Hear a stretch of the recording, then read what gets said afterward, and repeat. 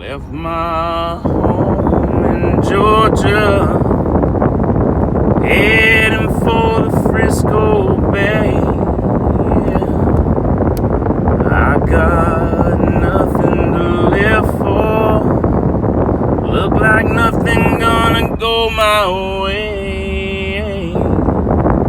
Sitting on the dock of the bay, watching the tide roll away. Sitting on the dock of the bay, wasting time. Hey, how's it going? Christian here. Wit and wisdom from the Midnight Rider. I drive a lot of people who, for whatever reason, don't have access to a car. Maybe their car's getting worked on. Maybe they don't have a car at all. Maybe they're saving their money. I mean, I've talked a lot about taking people to a fine organization called the Siena House. I've talked to some that are down and out, somewhat given up, but they got a place to stay. I've talked to some that don't have a car, went through a divorce, went through drug addiction, coming out of it, and they're just saving money. They're working 50, 60 hours a week, paying a minimal amount to the Siena House or another shelter type organization, and just stockpiling money to get back on their feet. But what I want to talk about is income inequality in America, and maybe other countries, but I want to talk about here. Had some conversations with some people I know this week about corporate apartments or private apartments. I currently live in a private apartment, and my owner is understanding to a point. Obviously, he can't be completely taken advantage of, otherwise he wouldn't be able to pay the mortgage on the apartment complex that I live in. But he understands that sometimes people get paid on the 5th and not prior to the 1st. And whether you understand it or not, the majority of Americans do live check to check. So they don't have a savings account or a fallback, or even one check put away in their checking account to to make up for problems like maybe car issues, or say they switch jobs and they live check to check. So when you switch jobs, you may not get a check for 3 weeks. So people that don't understand that being a real thing have never had to struggle. They've never lived check to check. They came from a family that had a savings account, had money. So that usually means that as a kid they had a savings account and they had a good start. Because really, to be able to live without fear and stress, you do need to have 2, 3, 4, 5 or more full paychecks in a savings account to account for crazy insurance, a medical emergency, your car breaking down, or switching jobs. Switching jobs and not getting a check for 3 weeks instead of, next week is a real problem in America. And, somebody said to me that, that's not their problem. They should have planned better. These aren't lazy people. A lot of times these are people that work 40 hours, 50 hours a week at their regular job, and then probably have a part-time job, and they're still scraping. Single moms or single dads with no insurance, somewhere stuck in the middle. They may not even be, getting government assistance of any kind, whether it be helping with rent or car allowance or, food stamps or EBT or, whatever it is. They're literally just working their fingers to the bone, just trying to make sure that they pay their rent and that their kids have cereal to eat in the morning, or bologna sandwiches or ramen noodles. And they don't qualify for any of the extra stuff.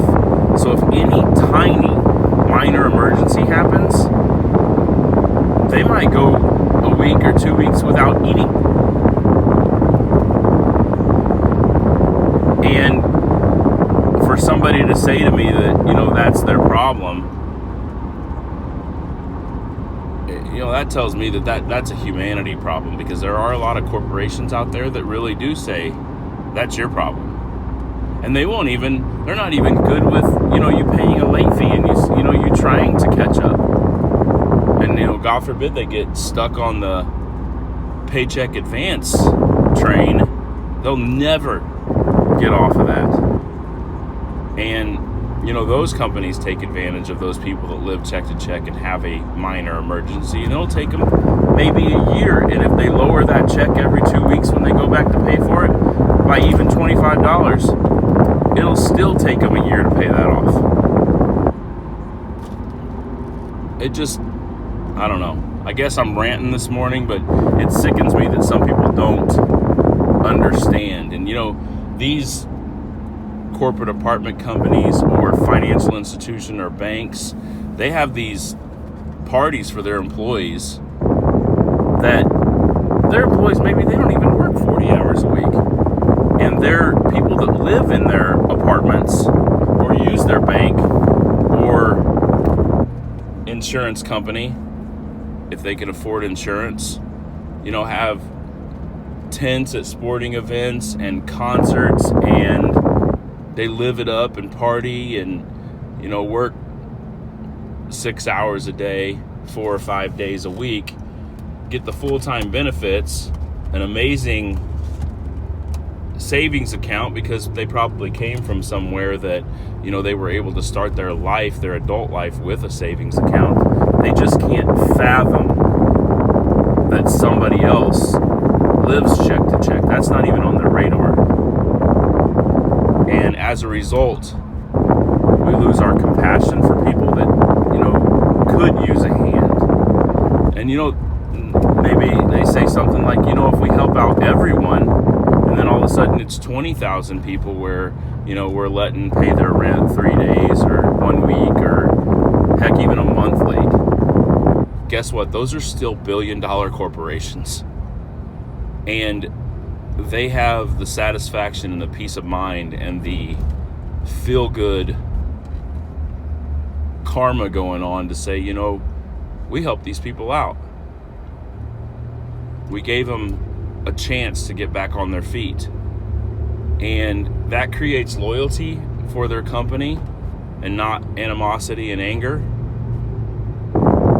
because somebody helped them when they were down. They chose not to look the other way and say that's your problem. So I read a stat the other day that said if minimum wage in our country, not in an individual state, but in our country, kept up with the raises of large corporation CEOs, then the minimum wage that somebody working 40 hours a week at a minimum wage job would make would be $23 an hour. And I think that we probably could come up with some sort of a plan in place to where, a 16-year-old kid makes a partial minimum wage until they turn 18, because, they're still in high school. They still live with their parents. But guess what? There's a lot of people that are in high school that don't live with their parents. Heck, some of them are living in shelters or foster homes, or they're on the street, or they're asked to help out with the bills at their home because mom or dad or both are living check to check. But if the average minimum wage person made $23 an hour and it kept up with how the cost of living, then maybe we'd be a lot better off as a society. People would be spending more money because they would have more money to spend. That's the whole point of the whatever stimulus package that we've ever done at one time or another, is we give people money to put back in the economy. But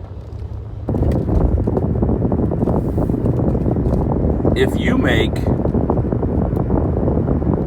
$10 an hour. Let's just say $10 an hour. And you work 40 hours a week. That's $400 a week. And then taxes come out of that. And now you make, take 30% of that away. You're talking, let's just say $300 is a nice round number. And you don't have insurance. You're not paying for that. You literally just have to have a roof over your head, maybe a car to get to work, food on your table, lunch money for your kids. That's $1,200 a month. The average one-bedroom apartment in Omaha for the cheapest apartment in Omaha is probably $700. And if you have kids, hopefully you're not living in a one-bedroom apartment. But maybe you are. So that leaves you $500 for a car payment, car insurance, any sort of medical bill, gas for your car, food on your table, clothes for your kids. $500. Now you tell me, corporate CEOs, corporate apartment complex companies, and there's 2 or 3 big ones in Omaha that pretty much run it. Could you live on $500? I didn't even include utilities or, if you have a cell phone, internet. Most of these people do not have cable, or they just can't afford it. But could you live on $500 a month? A month. That's $125 a week to spend on every bill you have besides rent. And you tell me that they should have planned better. Wake up, America. This has been Christian from Wit and Wisdom from the Midnight Rider. Obviously more like a rant and rave today. Thank you for listening. New episode coming soon. Have a great day.